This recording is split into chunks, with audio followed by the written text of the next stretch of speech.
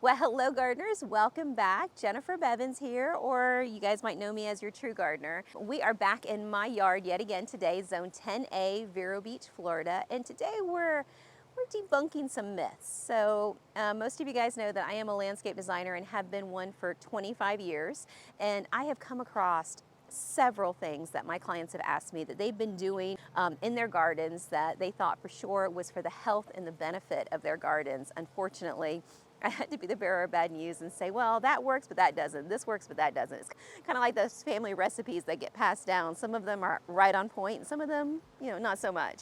So, I wanted to share with you guys some of the most common ones in hopes that this might save you guys some time and money in your own gardens. But before we get started, you guys be sure to like and subscribe if this is your jam, if this is the kind of content that you guys like to see. We post a video every single weekend. We talk about, the landscapes, we talk about gardens, we talk about things that thrive, things that don't.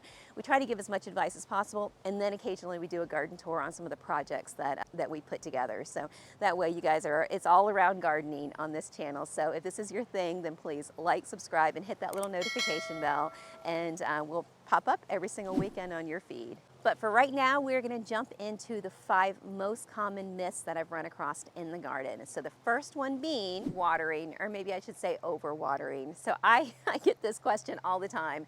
My plants are not looking great, and I water like clockwork every single day like they say to do in Florida. I hit that irrigation, or I add water to my garden, and it's just not doing the trick for it. So it's common to say to water every day is ideal for maybe 10 or 15 minutes. That gives the plants a little bit of a drink throughout our hot season of our Florida heat. But overwatering every day is actually more harm than good. You want to make sure to water 2 to 3 days a week in the Florida sun, and then do a deeper watering. So you want that kind of water to be on for more like 35 minutes to an hour, 2 to 3 days a week, is going to allow the roots to grow deep and go down to grab that water that soaks in. Now, of course, if you don't have well-draining soil, that might be a little bit different. You might have to do more shallow watering, but for most of us in our coastal areas, you want to definitely water a longer time frame, because you want deep, not shallow roots. And that really makes a big difference during our hurricane season, our crazy winds during the winter months, as you could probably see a little bit of that today in today's video.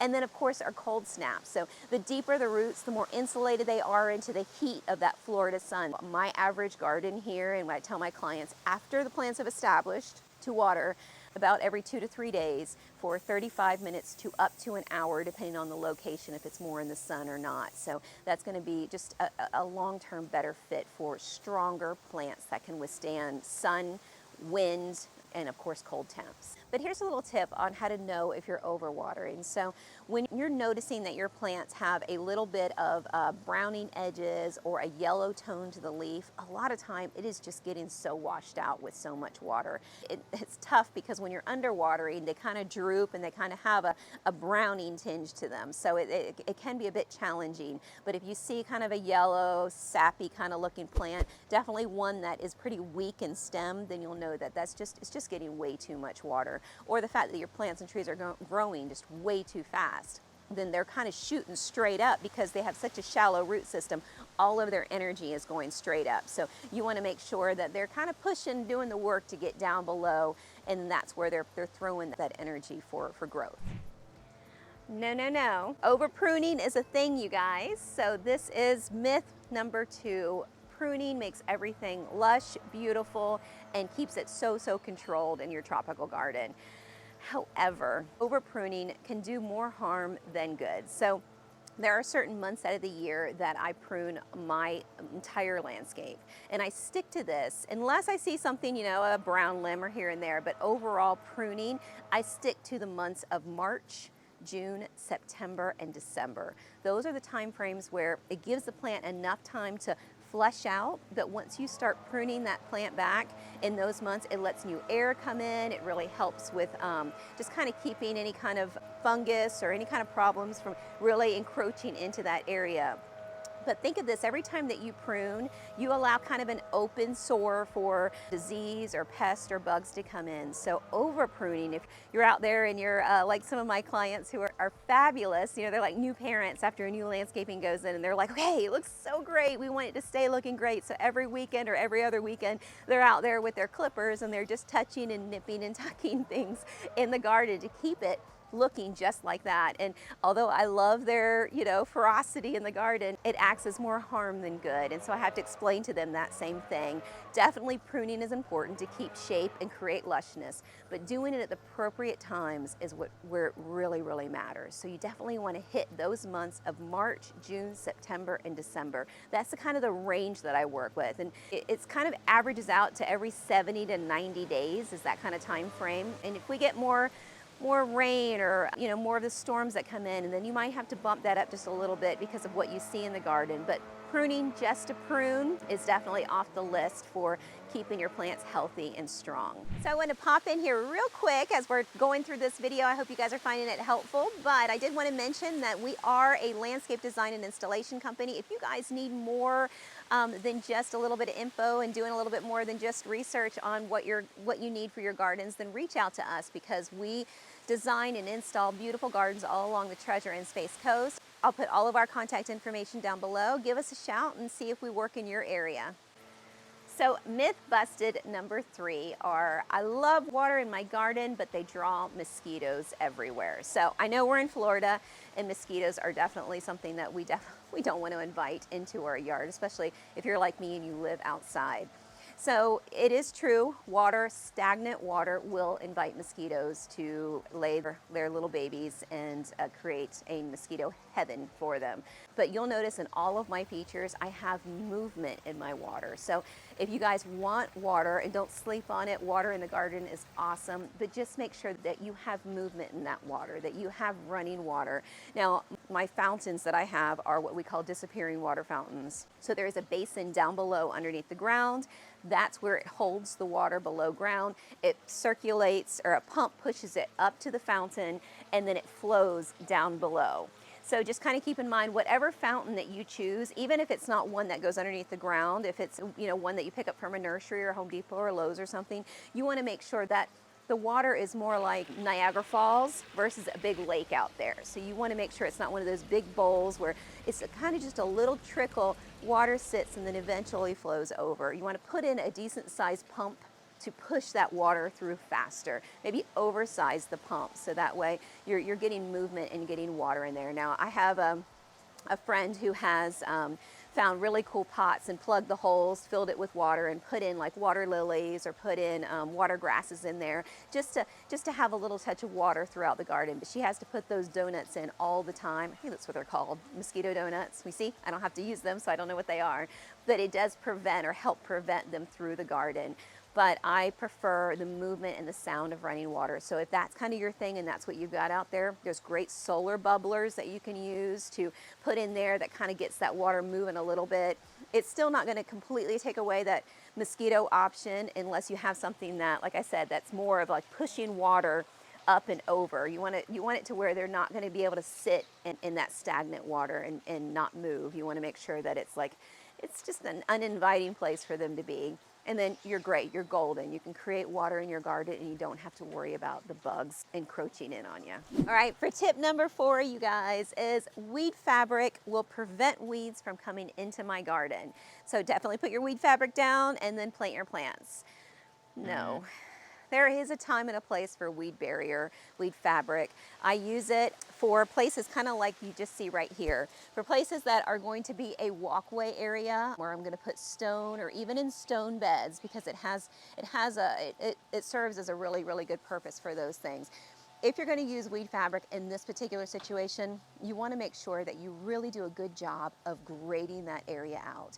The worst thing that you can do is put weed fabric over kind of a lumpy or bumpy area, because the first thing that it'll do is those little lumps and bumps, they'll pocket with soil or they'll pocket with water. Either one or worse, it clogs the area up and then it creates just a magnet for weeds in those particular spots. You want it to look like a Marine's bed. You want it to be kind of nice and tight, and then that way it's all fully pinned, and then your material goes on top of that, and it kind of becomes a nice level playing ground. Even if there's a grade shift, you just want to make sure that grade shift is nice and smooth and there's no lumps and bumps in there. That is 90% of the time how I use my weed fabric. Now, if you are going to do a landscaping bed and rock is included, and it is more of the tough tropicals that we're working with, then you can absolutely use weed fabric there, because you need the fabric there for the rock to sit on top of. So again, you want to make sure that is graded, but that does a really good job of keeping your rock in place. Bryce, if you'll pan over here to the side, then you'll be able to see kind of what I'm talking about, kind of where we did our rock beds. So things that are tough, like you see my little plant groupings, I allowed them to be in the rock bed where there is weed matting. But everything else in my garden that is mulch based, that is grouped planting, that is a nice thick group layer, I wanted it to have the healthiest environment ever, and that is a mulch bed. Mulch holds moisture, mulch breaks down, and it goes into the soil and really helps the soil nutrients over time as it breaks down.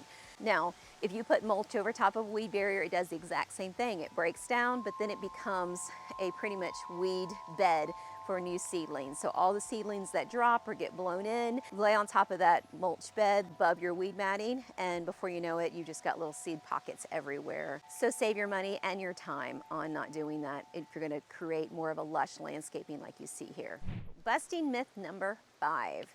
Palm trees in Florida do not need fertilizer. Okay, so I can understand where that comes from. We do live in a beautiful place for palm trees, the perfect place, I think.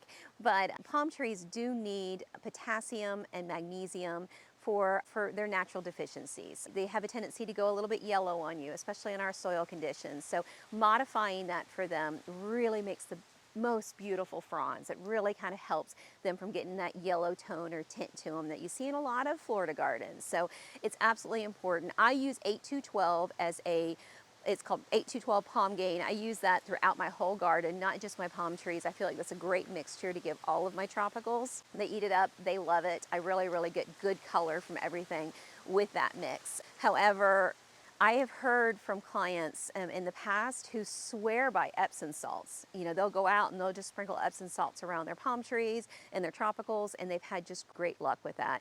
Now, I do believe that if your soil is deficient in magnesium, and adding some magnesium sulfate to that would definitely benefit that. But I do want to kind of say that with a clause, because if your soil isn't that way and you add it to it and you add it to it over time, then you actually deplete the soil of a lot of the nutrients that it needs as it breaks that down. So you want to make sure that you don't add it unless it's absolutely necessary. If you do, you're causing yourself much larger problems in the future, because modifying and bringing your soil up to certain pH levels is so much harder than just maintaining a good level. It can take up to years to do that versus just adding your natural granular fertilizer, 3 to 4 times a year. And that's kind of how I do it during my trimming cycles, which is March, June, September, and December. I'll hit everything with fertilizer in one weekend in those months. And then that way, I just know everything has got what it needs. It's just got its flu shot, its immune shot, whatever you want to call it. Everything does super well during that time of the year. It's my go-to time frame, and I absolutely stand behind, fertilizing your garden. It just makes such a difference with your long-term benefits and keeping that soil just at the right levels that you need to keep it. It's just like our bodies. We all need certain things to flourish. Our gardens do too. All right, you guys, so that does it for today's video. Please comment if these myths have helped you, and if, more importantly, if you have myths that you've thought were true and turned out to be a big waste of money, then share it in the comment section down below as people read through. I think it is so important for us to kind of, stop people from wasting some of their money or some of their time, especially for a lot of these new gardeners that are coming to Florida. We can really help them out in that case. For the rest of you gardeners who are true gardener fans, then please check out our store link down below. We have our t-shirts, hats, wine glasses, and Bryce has worked so hard to make them all come about. And if you guys would like one, then check that out down below. If you guys enjoyed today's video, then check out our last video. It is 10 tips for you DIYers out there on how to create a beautiful tropical garden on a budget. Thanks for watching, and take care.